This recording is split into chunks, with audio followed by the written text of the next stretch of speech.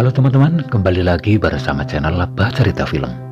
Dan ini adalah episode yang ke-6 dari film yang berjudul See You in My 19 Life. Namun seperti biasa sebelum Mimin melanjutkan ke alur ceritanya, Mimin mau mengingatkan khususnya buat teman-teman yang belum menonton cerita sebelumnya, maka teman-teman bisa mengklik link yang sudah Mimin sediakan di deskripsi di bawah video ini. Dan juga buat teman-teman yang belum menekan tombol subscribe, harap menekannya terlebih dahulu biar Mimin lebih bersemangat lagi dalam membuat video-video berikutnya. Dan tanpa berlama-lama langsung saja ke alur ceritanya. Di cerita sebelumnya Ban Ji-eum akhirnya berterus terang bila dirinya adalah kakaknya Nona Chowon. Meskipun sulit untuk dipercaya, namun Ban Ji-eum menunjukkan beberapa kebenaran yang tidak bisa disangkal oleh Nona Chowon. Bahkan Ban Ji-eum juga mengakui bila dirinya memang sudah meninggal, namun dirinya terlahir kembali sebagai orang lain. Hanya fisik yang membedakan antara dulu dan sekarang. Namun sifat dan kepribadiannya masih tetap sama.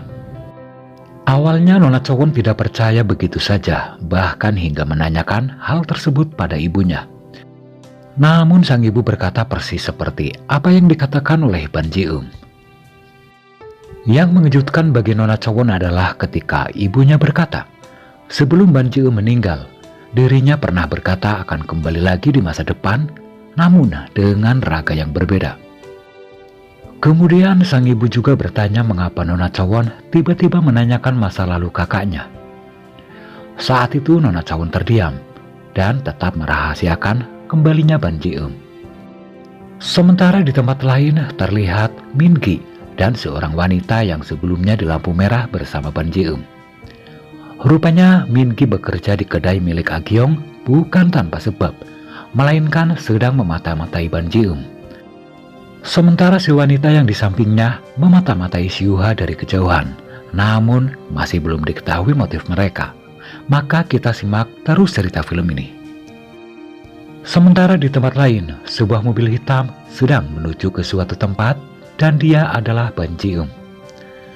Saat itu dirinya menanyakan alamat bos rentenir pada pria yang mengaku sebagai kakaknya yang bernama Dong Yu.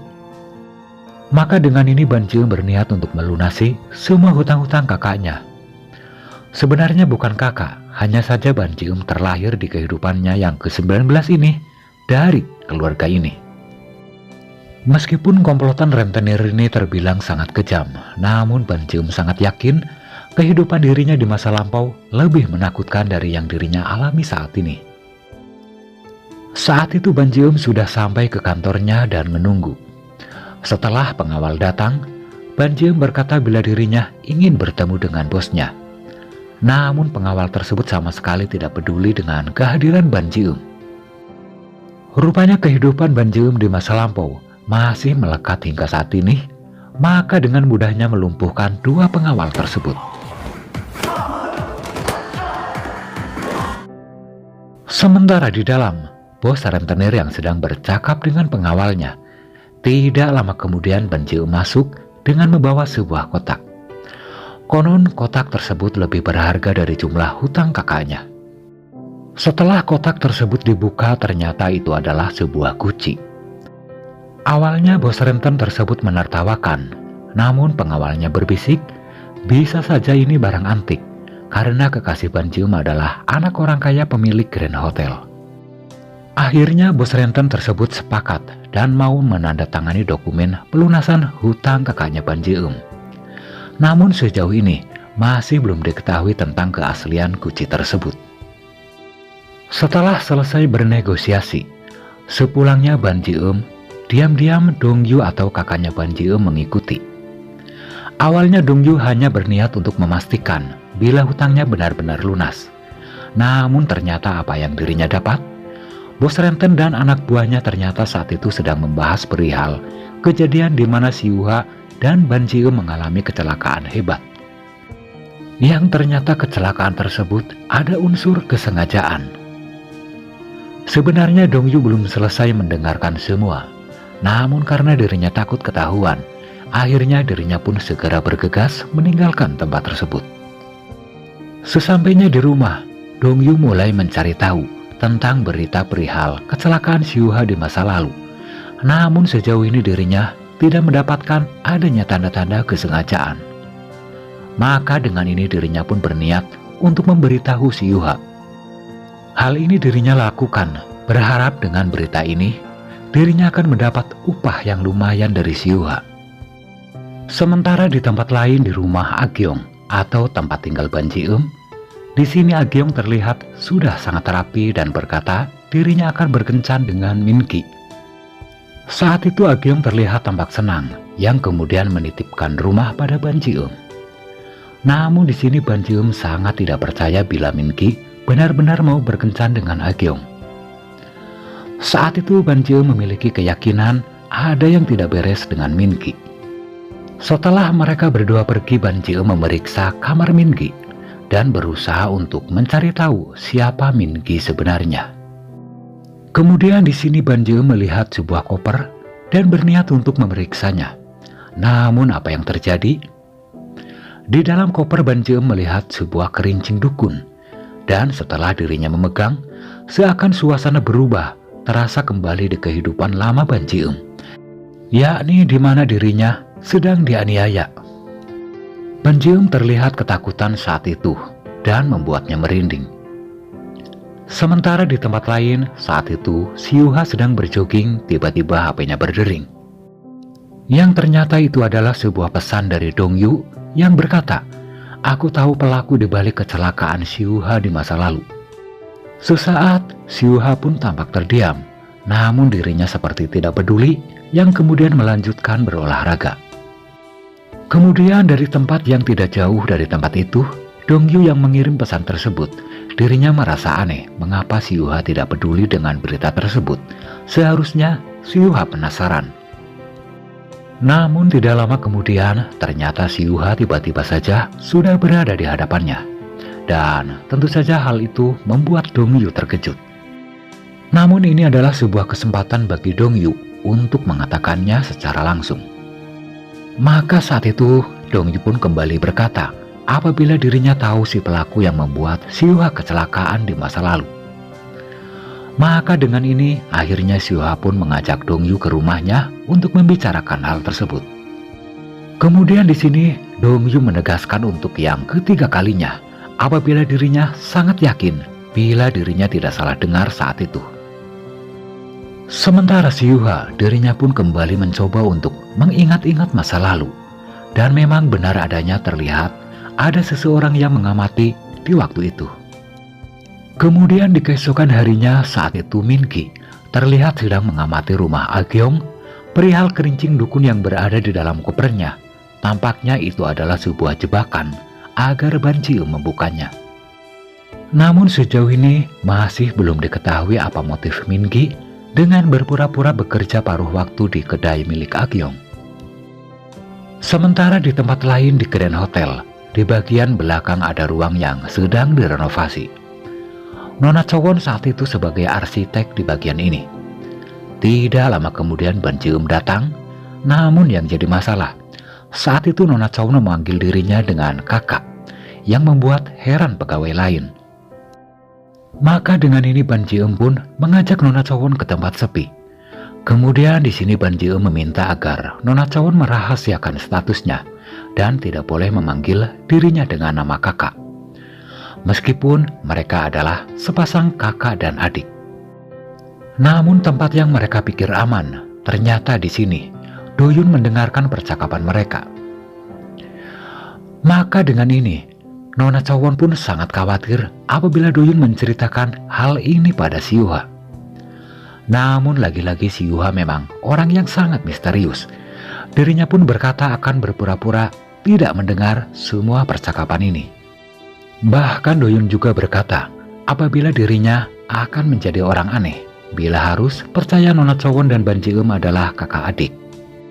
Di tengah suasana yang cukup menegangkan, lagi-lagi Nona Chowon salah berkata pada Doyun. Berniat untuk berkata percaya, yang justru dirinya berkata menyukai. Akhirnya Nona Chowon pun sangat malu pada saat itu, karena memang pada dasarnya hubungan mereka hanya bertepuk sebelah tangan. Sementara di tempat lain, Siuha masih memikirkan apa yang dibicarakan oleh Dongyu atau kakaknya Ban Ji-eum dengan memegang sebuah alamat. Kemudian kertas tersebut dirinya lempar ke meja sambil pergi meninggalkan ruang kerjanya.